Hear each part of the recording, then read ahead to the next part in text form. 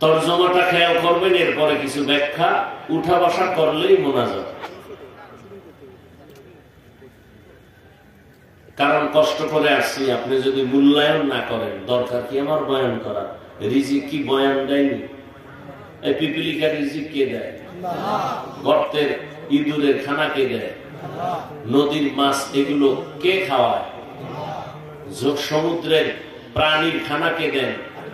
উড়ন্ত পাখি ঘুরে শূন্যের মধ্যে, ওর পেট ভইরা সন্ধ্যাবেলা বাসায় আসে, কে খাওয়ায়? জঙ্গলে হাজারো প্রাণীর খানা কে দেন? ওরা দামি না আমরা দামি?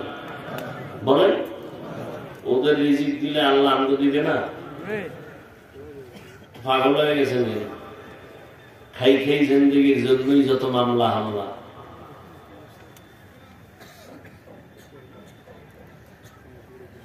ইয়া আইয়ুহাল্লাযীনা আমানুত্তাকুল্লাহ, ও দুনিয়ার মুমিন, তোমরা আল্লাহকে ভয় করো, তাকওয়া অর্জন করো। ওয়াকুলু কাওলান সাদীদা, জবানের দ্বারা যা বলো সত্য বলো, সঠিক বলো, শালীন ভাষায় বলো। লাভ, ইউসলিহ লাকুম আ'মালাকুম, এক নাম্বার লাভ, জীবনের টুটা ফাটা আমল তোমার কবুল হয়ে যাবে। ওয়া ইয়াগফির লাকুম যুনুবাকুম, দ্বিতীয় লাভ হলো তোমার জীবনের সব গুনাহ আল্লাহ মাফ করে দিবেন। ওয়ামান ইউতি'িল্লাহ ওয়া রাসূলাহু, যে ব্যক্তি আল্লাহ এবং তার রাসূলের অনুসরণ অনুকরণ করবেন, ফাকাদ ফাযা ফাওজান আযীমা, অতঃপর তাদের বিজয়টা হবে চূড়ান্ত বিজয়। অর্থাৎ তারা বিনা হিসাবে জান্নাতি। কারা? যারা আল্লাহর এই দুইটা আদেশ মানবে, এক নম্বরে আল্লাহকে ভয় করবে, দ্বিতীয় জবানকে কন্ট্রোল করবে। নগদ 2 পুরস্কার, জীবনের আমল কবুল, জীবনের গুনাহ মাফ। পরিণামে আর কি? যারা নবী এবং আল্লাহর অনুসরণ করবে তারা বিনা হিসাবে জান্নাতি। হাদিসে পাকে নবী বলেন, কুল্লু উম্মতি ইয়াদখুলুনাল জান্নাতা ইল্লা মান আবা, সব উম্মতেরা জান্নাতে যাবে, যারা আমি মুহাম্মদ রে মানে না তারা যাবে না। কিলা মান আবা, সাহাবায়ে কেরাম প্রশ্ন করলেন, ইয়া রাসূলুল্লাহ, আপনাকে মানে না তারা কারা? ক্বালা মান আতাআনি দাখালাল জান্নাহ ওয়া মান আসানি ফাকাদ আবা। রহমতের নবী বলছেন, যে আমার অনুসরণ করবে সে জান্নাতে যাবে, যে আমার বিরোধিতা করবে সে আমাকে অস্বীকারী হিসাবে গণ্য হবে। হাদিসের উপরে 2 মিনিট খেয়াল করেন। নবীজি বললেন সব উম্মত জান্নাতে যাবে, কিন্তু আমি মুহাম্মদের যারা মানবে না, অস্বীকার করবে, তারা জান্নাতে যাবে না। এবার খেয়াল করেন, সাহাবায়ে কেরাম প্রশ্ন করলেন, নবী আপনাকে মানে না, অস্বীকার করে, তারা কারা? রহমতের নবী জবাবটা ডাইরেক্ট না দিয়া একটু মোহাব্বতের আওয়াজ দিলেন, পরে জবাব দিলেন। মোহাব্বতের আওয়াজ দিলেন কি? মান আতাআনি দাখালাল জান্নাহ, যে আমার অনুসরণ করবে সে জান্নাতে যাবে। এ কথার দ্বারা বুঝাইলেন নবী, যে আমার অনুসরণ করে সে আমাকে মানে, সে জান্নাতে যাবে। এবার আপনারা বলেন, নবী বলছেন যে আমার অনুসরণ করে সে জান্নাতে যাবে, তার মানে সে নবী মানে? নবীর অনুসরণ করে যিনি সে নবী মানে। বিপরীত কথাটা কি আসতে পারে বলেন তো? খবর নেই। এই জন্য তো বয়ান কামে লাগে না, দিলের মধ্যে কোনো খেয়াল নেই। ওই একদম মোবাইল নিয়ে আসে আর এক গজবে বইরা, কপাল পুরলে আর কি করা। ওই যে শুরুতেই বলছি এই কথা নিয়ে, যে হেদায়েত তো আমার হাতে না। রসুল যদি বয়ান করার পরেও কালেমা না পড়ে তো আমি কে? বলার দায়িত্ব বলে যাচ্ছি, কে মানবে না মানবে চিন্তা করারও সময় নেই। বাকি দোয়া করি আল্লাহ সব ভাইকে নবীর আদর্শ আলা বানায় না।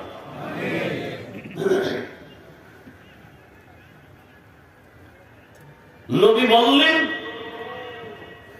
যে আমার অনুসরণ করবে সে জান্নাতে যাবে। বিপরীত কথা কি দাঁড়ায়? যে অনুসরণ করবে না সে জান্নাতে, কিন্তু নবী একথা বলেন আমার অনুসরণ করবে না সে জাহান্নামে যাবে। নবী একথা, নবী কি বলছেন? অমান আসানি ফাকাদ আবা, যে আমার বিরোধিতা করবে সে আমাকে অস্বীকার করার কারণে জাহান্নামে যাবে। এখান থেকে কি সবক নিবেন? এখান থেকে কঠিন একটা সবক নেওয়া যায়, সেটা হলো নবীর অনুসরণ যারা করে না তারা দুই দল। কয় দল? এক দল দরদি আর এক দল বিরোধী। ভিন্ন শব্দে বলি, এক দল আগ্রহী আর এক দল বিদ্রোহী। উদাহরণত বুঝাবার স্বার্থে বলি, খেয়াল করেন। ডান দিক থেকে একটা যুবকরে জিজ্ঞাসা করলাম, এই যুবক, দাড়ি রাখো না কেন? নবীর মোহব্বতে নামাজ পড়ো না কেন? খেয়াল করিয়েন। যুবক বলে, ভাই নামাজ পড়া তো দরকার, নবীর আদর্শে দাড়ি রাখাও দরকার, চেষ্টা করি পারি না, একটু দোয়া করি। জবাব দেন, কি বুঝলেন? ছেলেটা কি বিরোধী না দরদি? আচ্ছা, এদিক থেকে একটা যুবকের জিজ্ঞাসা, ভাই যুবক নামাজ পড়ো না কেন, দাড়ি রাখো না কেন? যুবক আমার কথাটা শেষ না হতে বিদ্যুতের গতিতে জবাব দেয়, দাড়ি না রাখলে অসুবিধা কি, নামাজ না পড়লে অসুবিধা কি? আপনারা জবাব দেন, যুবকের এই জবাবে কি প্রমাণিত হলো? সে দরদি না বিরোধী, আগ্রহী না বিদ্রোহী? হ্যাঁ, ভালো করে বুঝেন। রসুলের আদর্শ মানার ক্ষেত্রে বিদ্রোহীর নাম বেঈমান।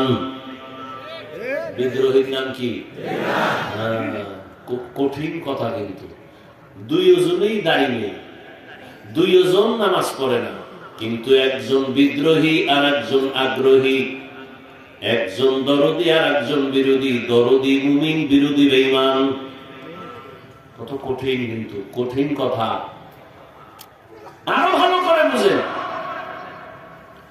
একজনে দাড়ি রাখে না আর একজনে দাড়ি পছন্দই করে না।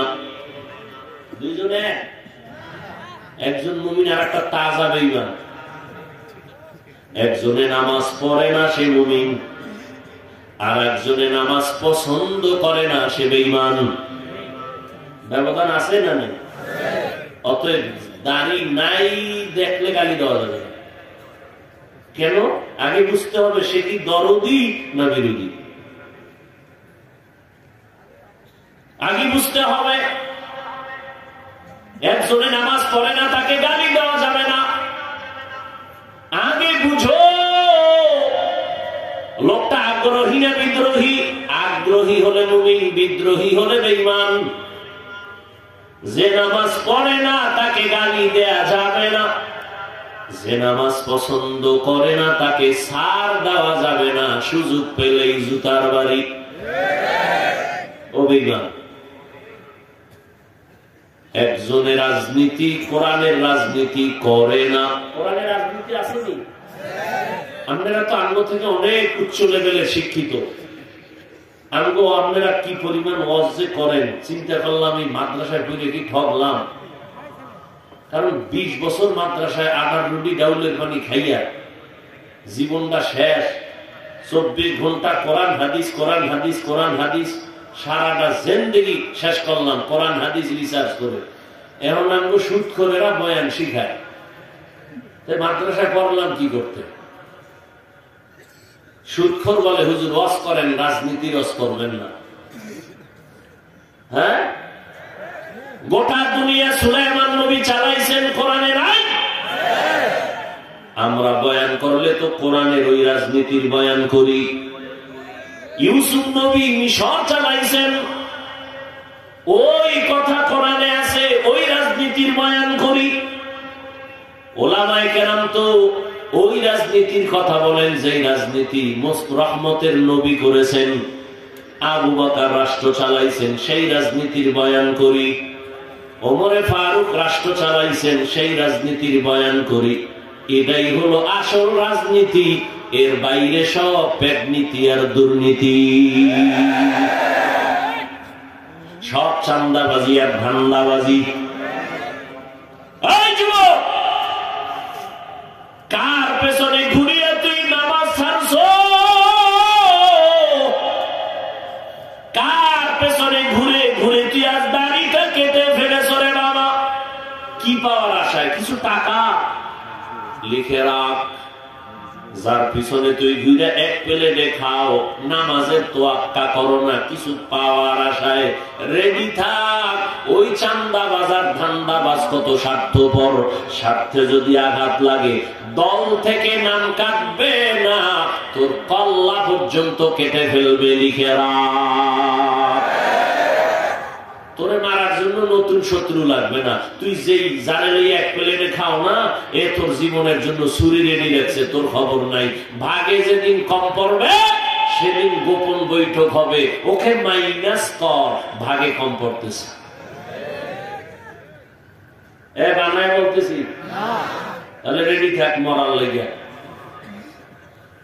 তোরে মারার জন্য কোন শত্রু আসবে না, খবরদার। এই ধারণাই অন্তরে রাখবি না যে আমার কে জানি না। তোর বন্ধু যে কলিজা, যারে তুই কলা খাইলে অর্ধেক হেরে দাও, তুই খাও, ঘুমের মধ্যে তার স্বপ্ন দেখো, সে তোরে মারবে। এটা লেখা রাখ। সোনার বাংলায় তো এই বয়সে এগুলোই দেখতেছি, কথা বলেন না কেন? তো তুমি আর একজনের গালি দাও কেন? তোমার শত্রু অন্য কেউ না, তোমার বন্ধু তোমার জীবনের শত্রু। এই জন্য ঢাকায় বলে আসছি, আর মাগরিবের আগে কিশোরগঞ্জেও বলে আসছি, এ জাতির জন্য উলামায়ে কেরাম ছাড়া আপন কেউ নাই। একমাত্র আপন উলামায়ে কেরাম, আর সব চান্দাবাজ আর ধান্দাবাজ। 1 মিনিটে প্রশ্ন করি, জবাব দাও। বহুত বুদ্ধি লয়ে ঘুরো তো।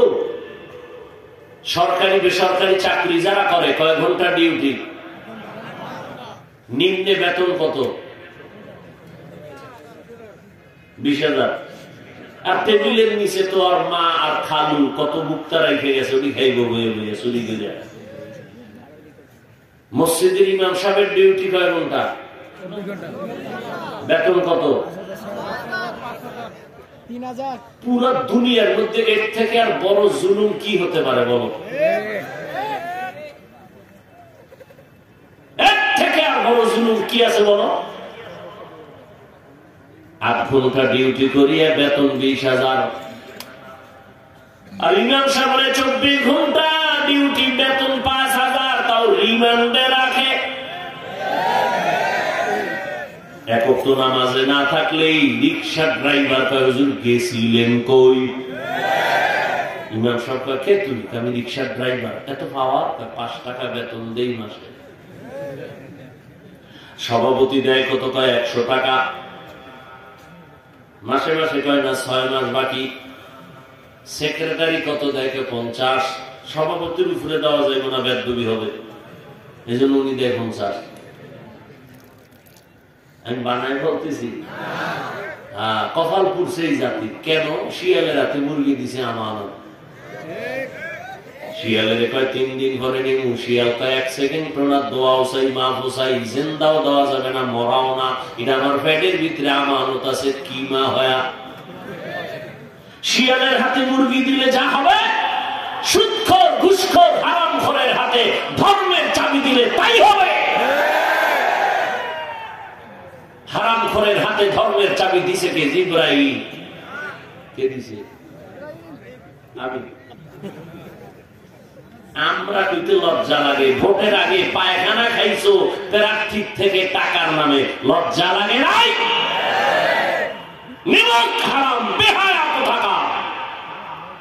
বাথরুমে ঢুকে 10 গ্রাম পায়খানা খাইয়া সৈয়দপুরের দোকানে যে হালাল সাবান কিনা কুলি করলে গন্ধ থাকতো না। কিন্তু যারা ভোটের আগে টাকা খাইছো, জাহান্নামের আগুন ছাড়া গন্ধ যাবে না। লিখে রাখো। চেয়ারম্যানের গালি দাও না, আকাম করছো তুমি, দোষ দাও চেয়ারম্যানের। বাংলাদেশের কোন চেয়ারম্যান আগে হারাম খায় নাই, জনগণ খাইয়া শিখাইছে, তুইও খাবি। এই জন্য লিখে রাখো, আমার কথা কয়েকটা লিখে রেখো পারলে।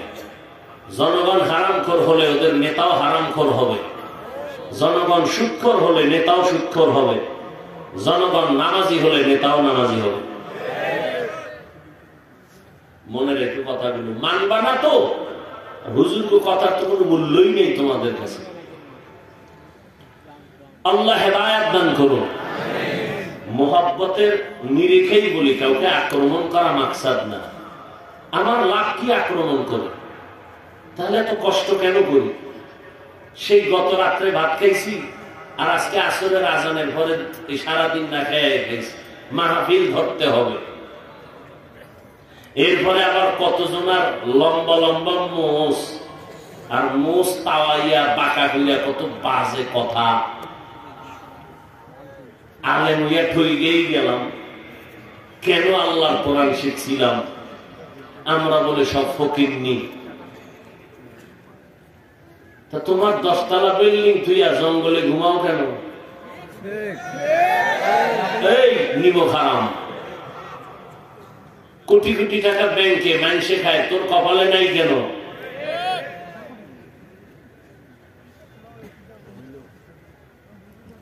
এই জন্য এখন আর নরম কথায় হবে না। দেশটা নাপাক করে ফেলছে, এখন ওলামায়ে কেরামকে মাঠে আসতে হবে, দেশ হাতে নিতে হবে, পাক করতে হবে, আর নরম চলবে না।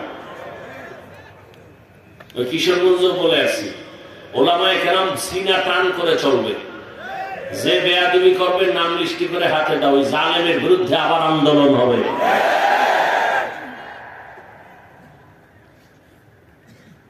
আল্লাহ হেদায়েত দান করুন। ওলামায়ে কেরাম আল্লাহর উপরে ভরসা করে ময়দানে নামে। চাকরি খাওয়ায় না, পিপিলি কারখানা যদি আল্লাহ দিতে পারেন, উড়ন্ত পাখির রিজিক যদি দিতে পারেন, আপনাকে কেন দিবেন না? আল্লাহ সব ভাইকে হেদায়েত দান করুন।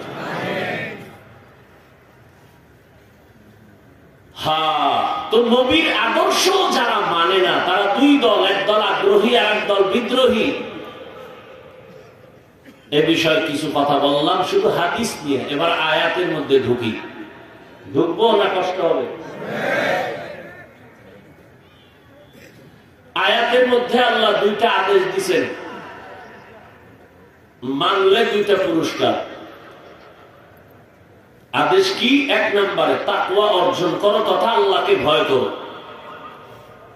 দ্বিতীয় আদেশ হলো জবানকে কন্ট্রোল করো। এই আয়াতের মধ্যে আল্লাহ হাত কন্ট্রোল করো, চোখ কন্ট্রোল করো, কান কন্ট্রোল করো, পা কন্ট্রোল করো আল্লাহ বলেন। আল্লাহ জবানের কথাটা বিশেষ করে বললেন কেন? জবানকে হেফাজত করো কেন বললেন? এই জবাবটা দিব। মানুষের পুরা বডির মধ্যে যত অঙ্গ প্রত্যঙ্গ আছে, এর মধ্যে আল্লাহর দেয়া জিহ্বা বা জবান একটা বড় নিয়ামত। 2 নম্বর, পুরা বডির মধ্যে যত অঙ্গ প্রত্যঙ্গ আছে, পুরা বডির মধ্যে জিহ্বা হলো মারাত্মক একটা অ্যাটম বোম অস্ত্র। প্রথম কথা হলো বড় নিয়ামত, দ্বিতীয় কথা বড় অস্ত্র। এবার দুটোটার কথা শুনে নিয়ামত কিভাবে? দুনিয়ার যত প্রাণী আছে, সব প্রাণী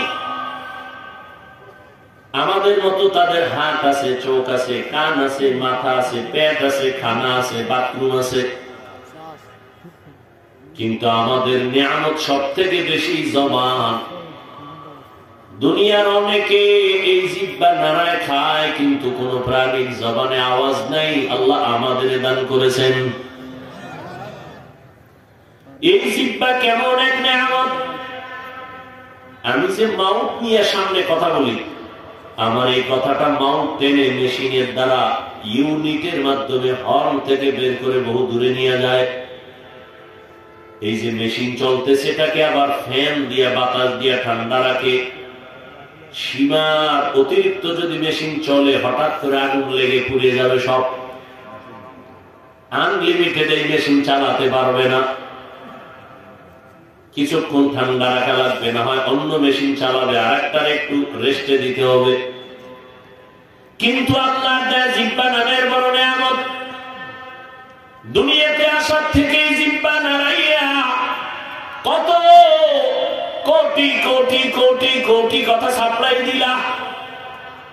30 বছর 40 বছর 50 বছর পর্যন্ত জিহ্বা নামের মেশিন চলতেছে চলতেছে চলতেছে, হাজার হাজার হাজার কোটি কথা সাপ্লাই হচ্ছে। এক সেকেন্ডের জন্য কখন আমার মাওলার দেওয়া জিহ্বা বন্ধ হয় নাই। গাল ব্যথা করে, মাথা ব্যথা করে, কপাল ব্যথা করে, ঠোঁট ব্যথা করে, জিহ্বা ব্যথা করে না। এত বড় এক নিয়ামত আমার আল্লাহ দান করেছেন। মোবাইলে তুমি কথা বলতেছো, মহব্বতের আলাপ, দীর্ঘ টাইম বলে 5 মিনিট সময় দাও। 5 মিনিটের কথা বইলা কথা যে শুরু হইছে, যত কথা বাড়ে মহব্বত বাড়ে। ভালোবাসার চাদরে আবৃত হইয়া কথা বলতে বলতে বলতে বলতে হঠাৎ কইরা কথার লাইন কেটে গেছে। আরে তাড়াতাড়ি কেটে গেল। মোবাইলের স্ক্রিনে তাকায় দেখে 26 মিনিট নাই। কাইটে গেল কেন? ব্যালেন্স নাই। দেখে না ব্যালেন্সও ঠিক আছে। নেটওয়ার্কের সমস্যা কয় তাও না, মোবাইলে টাকাও আছে নেটওয়ার্কও আছে, কথার লাইন কাটলো কেন? ভালো কইরা নজর কইরা দেখে চার্জ নাই। কি নাই? চার্জ নাই। এবার দৌড়ায় গেছে চার্জ দেওয়ার জন্য। দ্রুত তুমি চার্জ লাগাও। আবার এমন কিছু চার্জার আছে ফাস্ট চার্জার, 1 ঘন্টার চার্জ আধা ঘন্টায় হয়ে যাবে। ফুল চার্জ দিয়ে আবার কথা বলো, আনলিমিটেড, কোনো টেনশন নাই। আবার কিন্তু এক পর্যায়ে চার্জ থাকবে না। কিন্তু আমার মাওলার দেওয়া জিহ্বা নাড়াইয়া এত কথা বলছো রে যুবক, 1 সেকেন্ডের জন্য কখনো চার্জ দিছনি? ওই জিহ্বার চার্জ কে দেয়? ওই মেশিন কে বানাইলো? ওই মেশিনের তেল পেট্রোল অক্টেন কে দেয়? একবার চিন্তা করে যদি বলতি আলহামদুলিল্লাহ, আমার মাওলা খুশি হইয়া তোর জীবনের গুনাহগুলো মাফ করে দিতে। ইয়া ইলাহি মুঝসে মুঝকো দূর কর, তাকে দেখো मुझ में तुझको एक नजर, या इलाही तू मेरा माबूद है, या इलाही तू मेरा माशूक है। ও বান্দা, তুমি 1 প্লেট ভাত নিছো, খানা খাবা, প্লেটের মধ্যে খানা নিয়ে তরকারি নিয়ে অনেকক্ষণ তুমি হাত দিয়া নাড়ায় চাড়ায় দেখলা খানার মধ্যে কোনো ভেজাল আসেনি। হাত অ্যান্সার দিল খানার প্লেটে খানায় ভেজাল নাই, চোখ তোমাকে অ্যান্সার দিল ভেজাল নাই। এবার মোটামুটি রেডি হয়ে একটা লোকমা তুমি মুখের মধ্যে নিছো, জিহ্বায় তোমার আটকায় দিছে, ভিতরে নেওয়া যাবে না, লোকমার ভিতরে ভেজাল আছে। হাত ক্লিয়ারেন্স দিল, চোখ ক্লিয়ারেন্স দিল, জিহ্বায় আটকায় দিল কেন? জিহ্বায় তোমারে বলতেছে লোকমাটা বের কর। এই লোকমার মধ্যে ভেজাল হলো চিকন একটা চুল আছে, চিকন চুল, এ লোকমা ভেতরে নেওয়া যাবে না। জিহ্বায় তোমাকে কতটা সতর্ক করে দিল। তুমি মনে করছো খানাটা বড় ঠান্ডা, জিহ্বায় লাগাইছো মাত্র, বলছে ভেতরে নেওয়া যাবে না, তো তোর গলা নষ্ট হয়ে যাবে, ফেলে দে। এই জিহ্বায় এত বড় নিয়ামত। আমি মানুষ নাকি অন্য কিছু? আমার জবান আমাকে পরিচয় দিল। আমি একজন আলেম নাকি কিছু আমাকে জবান পরিচয় দিল। হাত আমারে পরিচয় দেয় না আমি ভালো মানুষ না খারাপ মানুষ। তুমি ভালো না খারাপ জবান পরিচয় দেয়, হাত পরিচয় দেয় না। এই জবান আল্লাহর বড় নিয়ামত, শুকর আদায় করো। কেমনে শুকর আদায় করবা? জিহ্বাটা দিয়ে সব সময় তেলাওয়াত, জিকির, দরুদ, ইস্তিগফারের আমল করো। এবার আসেন, জিহ্বা বড় একটা অস্ত্রের নাম, বুঝার চেষ্টা করি কেমন অস্ত্র।